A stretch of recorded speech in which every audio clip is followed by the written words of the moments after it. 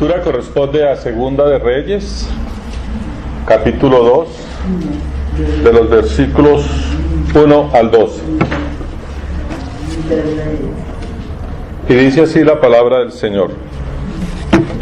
Aconteció que cuando Jehová iba a arrebatar a Elías al cielo en un torbellino, Elías venía de Gilgal con Eliseo, y Elías dijo a Eliseo: por favor, quédate aquí, porque Jehová me ha enviado a Betel. Eliseo dijo: vive Jehová, y vive tu alma, que no te dejaré. Entonces descendieron a Betel, y los hijos de los profetas que estaban en Betel salieron al encuentro de Eliseo y le preguntaron: ¿sabes que hoy Jehová arrebatará a tu señor por encima de tu cabeza? Él respondió: sí, ya lo sé, callad. Elías le volvió a decir: Eliseo, por favor, quédate aquí, porque Jehová me ha enviado a Jericó. Y él dijo: vive Jehová y vive tu alma, que no te dejaré. Y fueron a Jericó. Entonces los hijos de los profetas que estaban en Jericó se acercaron a Eliseo y le preguntaron: ¿sabes que hoy Jehová arrebatará a tu señor por encima de tu cabeza? Y él respondió: sí, ya lo sé. Luego le dijo Elías: por favor, quédate aquí, porque Jehová me ha enviado al Jordán. Y él dijo: vive Jehová y vive tu alma, que no te dejaré. Fueron pues los dos, y llegaron 50 hombres de los hijos de los profetas, y se pararon al frente, a lo lejos. También ellos dos se pararon junto al Jordán. Entonces Elías tomó su manto, lo dobló y golpeó las aguas, las cuales se apartaron a uno y a otro lado, y ambos pasaron en seco. Y sucedió que cuando habían pasado, Elías dijo a Eliseo: pide lo que quieras que haga por ti antes de que yo sea arrebatado de tu lado. Eliseo dijo: te ruego que pase a mí una doble porción de tu espíritu. Él dijo: has pedido algo difícil. Si me ves cuando sea arrebatado de tu lado, te será concedido; si no, no. Aconteció que mientras ellos iban y conversaban, he aquí un carro de fuego con caballos de fuego los separó a los dos, y Elías subió al cielo en un torbellino. Eliseo, al verlo, gritó: Padre mío, carro de Israel y sus jinetes. Nunca más le vio, y agarrando sus ropas, las rasgó en dos partes. Esta es palabra de Dios. 50 versículos del 1 al 6. El Dios de dioses, Jehová, ha hablado y convocado la tierra. Desde el nacimiento del sol hasta donde se pone, de Sión, perfección de hermosura, Dios ha resplandecido. Vendrá nuestro Dios y no callará. Fuego consumirá delante de él, y tempestad poderosa le rodeará. Convocará a los cielos de arriba y a la tierra para juzgar a su pueblo. Juntadme mis santos, los que hicieron conmigo pacto con sacrificio, y los cielos declararán su justicia, porque Dios, Él es el juez. Palabra de Dios. Buenos días, hermanos y hermanas. Vamos a continuar nuestra lectura con la segunda carta a los Corintios, del capítulo 4, versos del 3 al 6. Pero si nuestro evangelio está encubierto, lo está para los que se pierden. El Dios de este mundo ha cegado la mente de los incrédulos, para que no vean la luz del glorioso evangelio de Cristo, el cual es la imagen de Dios. No nos predicamos a nosotros mismos, sino a nuestro Jesucristo como Señor. Nosotros no somos más que servidores de ustedes por causa de Jesús, porque Dios, que ordenó que la luz resplandeciera en las tinieblas, hizo brillar su luz en nuestro corazón, para que conociéramos la gloria de Dios que resplandece en el rostro de Cristo. Esta es palabra de Dios. Evangelio de Marcos, capítulo 9, versos 1 al 9. También les dijo Jesús: de cierto os digo que hay algunos de los que están aquí que no gustarán la muerte hasta que hayan visto el reino de Dios venido con poder. 6 días después Jesús tomó a Pedro, a Jacobo y a Juan y los llevó aparte solos a un monte alto y se transfiguró delante de ellos. Y sus vestidos se volvieron resplandecientes, muy blancos, como la nieve, tanto que ningún lavador en la tierra los puede hacer tan blancos. Y les apareció Elías con Moisés, que conversaban con Jesús.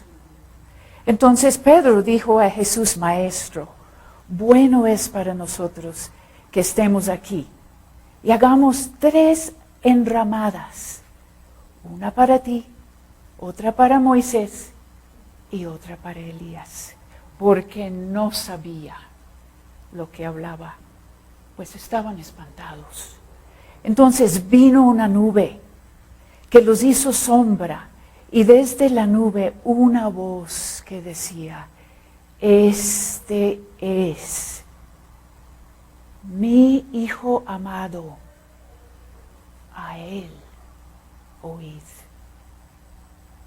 Y luego cuando miraron, no vieron más a nadie consigo, sino a Jesús, solo con ellos.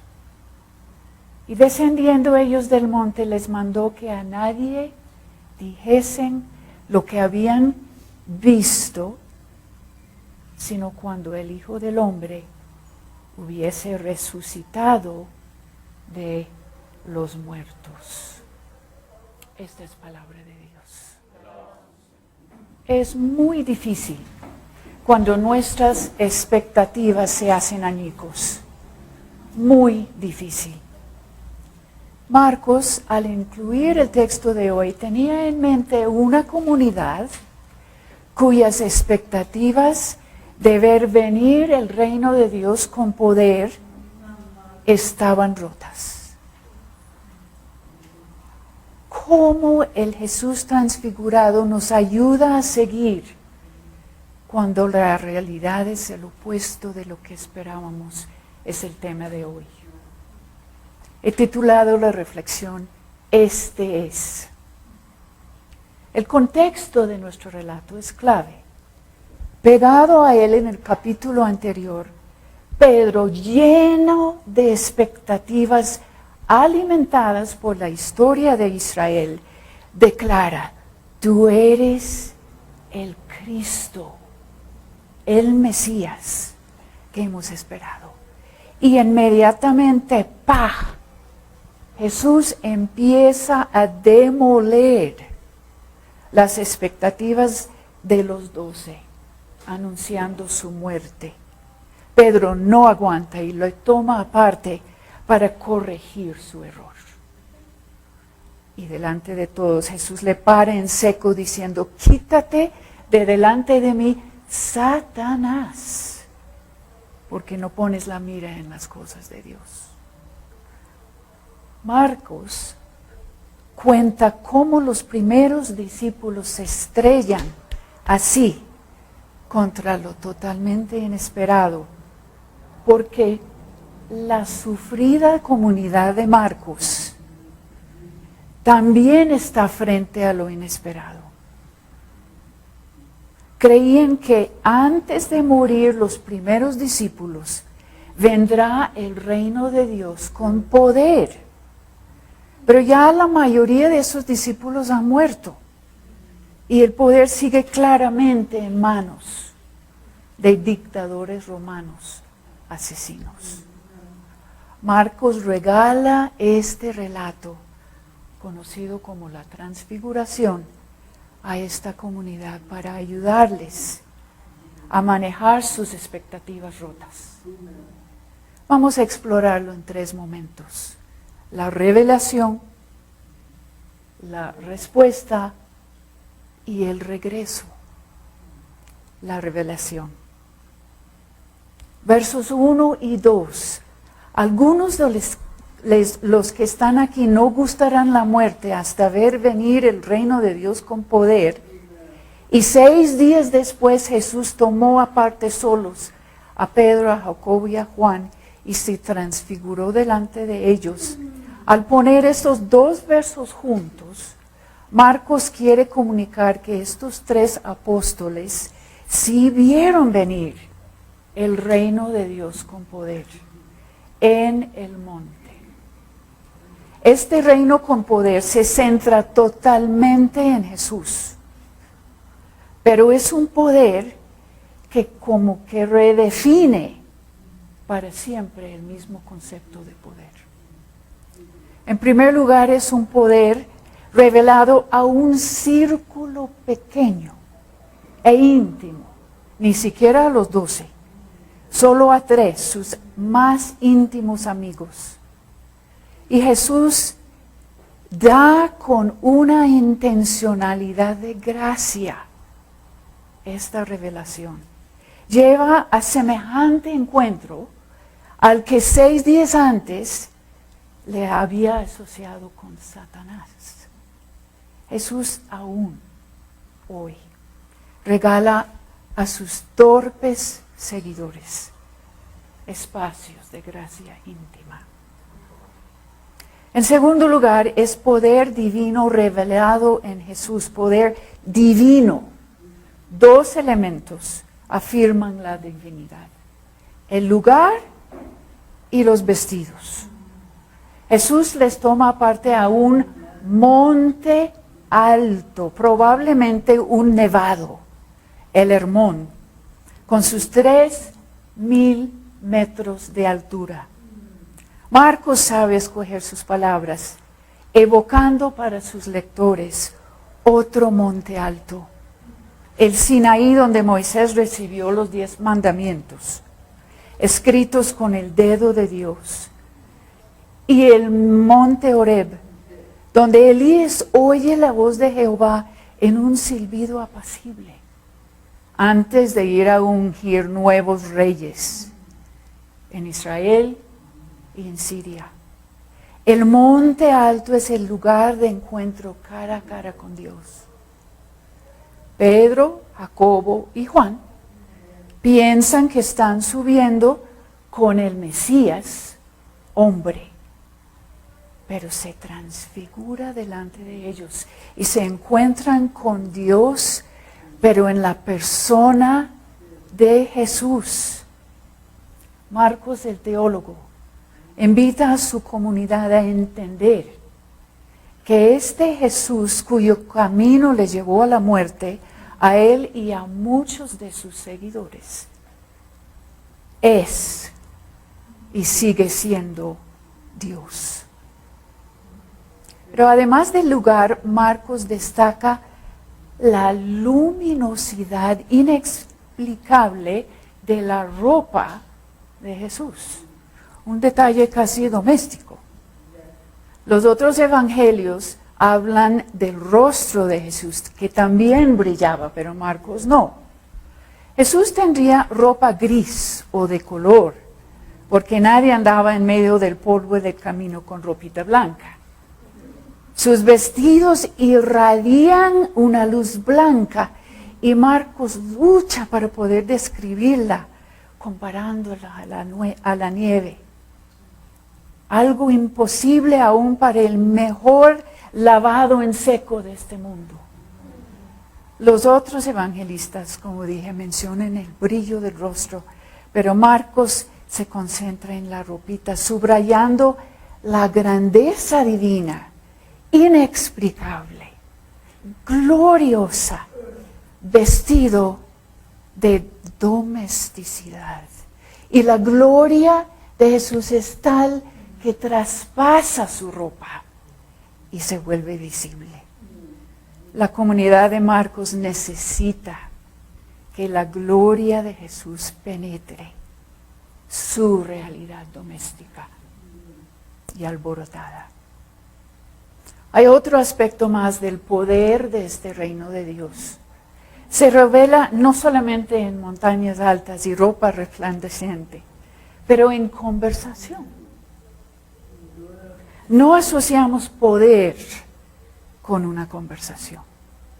Lo asociamos con el fuego consumidor de Salmo 50 o el carro de fuego que lleva Elías.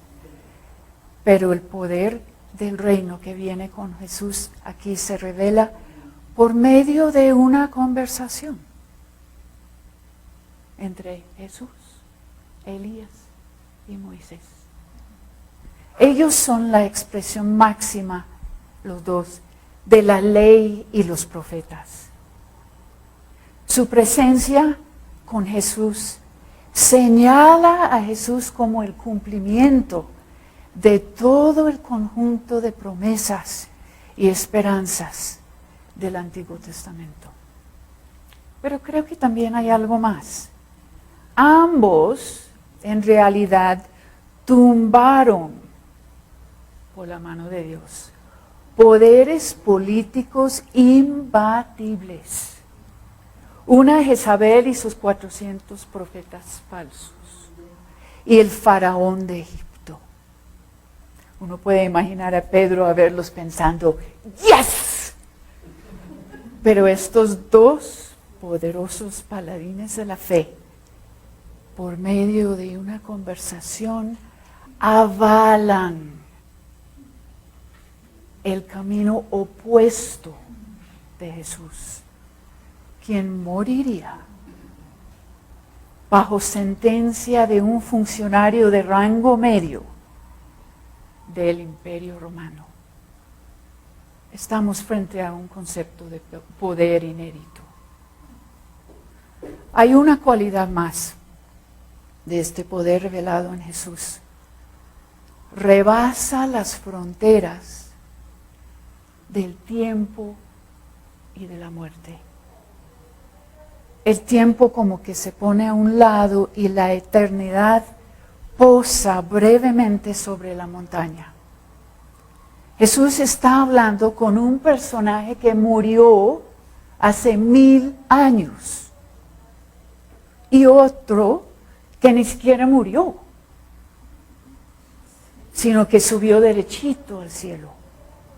Se revela aquí a Jesús soberano sobre la historia pasada, la presente y la historia futura. ¿Cuánto necesita la comunidad de Marcos a este Jesús? La respuesta de Pedro interrumpe la conversación de Jesús, Elías y Moisés. Él toma la palabra y propone lo menos adecuado, quedarse. No bajar a seguir el rumbo hacia la cruz, sino permanecer en el monte con Jesús y los dos que sí saben derrotar imperios. La primera respuesta es de Pedro, pero hay otra, la de Dios, contundente y terrorífico a Pedro. Es una segunda interrupción. Mateo dice que mientras Pedro aún hablaba, vino la nube y salió la voz. Dios irrumpe, bloquea la vista, ya no ven nada, sino escuchan una voz desde la nube, ni siquiera desde el cielo, desde la nube, desde ahí mismo. Una sola frase, 8 palabritas. Este es, ningún otro, este cuyo camino hacia la muerte ustedes están resistiendo. Este quien no está cumpliendo sus expectativas. Este es mi Hijo amado, no hijo de José y María. Mi hijo, mi misma sustancia y lo más importante, amado, que abarca, aceptado, favorito, estrechamente recibido, afirmado. No es voz impersonal, distante, sino presencia de Dios en relación, amando eternamente, amando hasta la muerte. A Él oíd. Marcos selecciona el verbo cuidadosamente, usando una palabra que señala al que no es sordo. Significa prestar atención, comprender, internalizar. Tanto los discípulos ahí como los feligreses marquianos se han limitado a escuchar la voz de sus propias expectativas. Y lo que dice Jesús no les está entrando. Con este imperativo, a Él oíd, Marcos deja una agenda de por vida a su comunidad sufriente. Les regala el primer evangelio de la historia, un libro lleno precisamente de las palabras y hechos del Hijo amado. La voz cesa, la nube se desvanece y como afirmación de la voz y la visión, cuando miraron, no vieron a nadie más, sino a Jesús con ellos. Qué bellas esas dos palabritas, con ellos. Jesús solo, con ellos. Más que suficiente para emprender el regreso. La revelación, la respuesta y el regreso. Y descendiendo ellos del monte, les mandó que a nadie dijesen lo que habían visto hasta que el Hijo del Hombre hubiese resucitado de entre los muertos. Jesús no aceptó la espontánea, bella y tonta propuesta de Pedro de quedar en el monte. Decididamente les conduce hacia abajo de vuelta al diario vivir de Palestina. Marcos, al contarlo, hace lo mismo para su comunidad.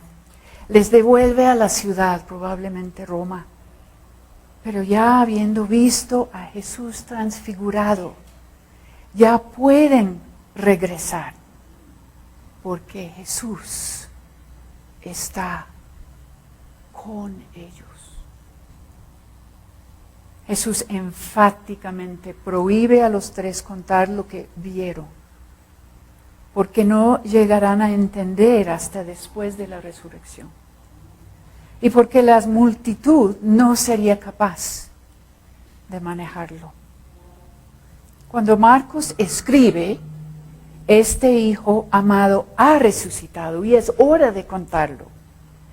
Marcos invierte tinta, esfuerzo y empeño en asegurar que las expectativas rotas de su comunidad no opacan la creencia firme que este Jesús sigue siendo el Hijo de Dios en medio de circunstancias agobiantes. La resonancia para nosotros. Vivir en medio de circunstancias agobiantes, como son el asesinato brutal de niños y niñas inocentes en nuestro país. Los abusos y arbitrariedades de empresas multinacionales. O a otro nivel, el manejo de nuestras propias expectativas rotas, personales, familiares, económicas. Resulta inaguantable sin una visión adecuada de Jesús, Hijo de Dios e Hijo de hombre. Este Jesús cósmico, soberano sobre la historia, conversador, gloriosamente radiante, cumplidor de milenios de revelación bíblica. Y hoy en día hay una búsqueda de la teoría del todo. Jesús es esa teoría del todo. Este es. Otro aspecto, experiencias especiales e íntimas. Con el Señor las hay. No queremos que terminen.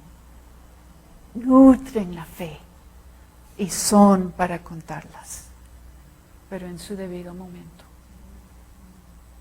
Deben ser administradas, procesadas, comprendidas en su contexto y en relación con los propósitos de Dios. Y es necesario, otro aspecto, bajar del monte. Al fin del servicio, salimos de aquí. Necesario bajar del monte e involucrarnos en los espacios de lo que erróneamente a veces llamamos el mundo real. Pero como hemos visto, la realidad desvelada es otra. Y este Jesús resucitado va con nosotros. Quizás nuestras expectativas del tipo de poder que Él va a manejar en nuestra situación agobiante necesita ser ajustado. Que el Espíritu Santo permita que esta visión de Jesús, como expresión de la venida del reino de Dios con poder, se instale en nuestra mente y corazón, y que en medio de nuestras expectativas rotas podamos oírle a Él. Este